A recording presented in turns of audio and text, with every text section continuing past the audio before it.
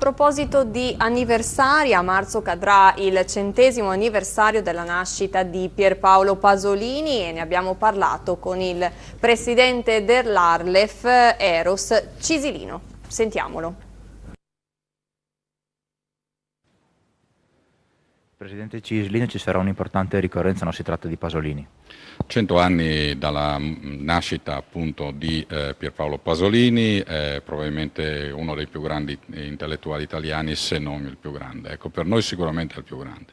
È una data importante per noi che cercheremo di valorizzare, ma non solo noi, anche la Società Filologica Friulana, l'Ente Friuli nel Mondo, insomma c'è tutta una serie di attori che cercheranno di dare una risposta ai innumerevoli quesiti che ancora si pongono su questa figura così importante anche per la lingua friulana, perché sappiamo che la maturazione linguistica di Pasolini è passata appunto da un friulano casarsese fino a livelli di friulano che possono essere più simili, diciamo, allo standard, e quindi è importante per noi mettere in risalto anche questa particolarità, oltre a tutto il suo grande amore per la sua terra e per la nostra, chiaramente, la nostra terra friulana.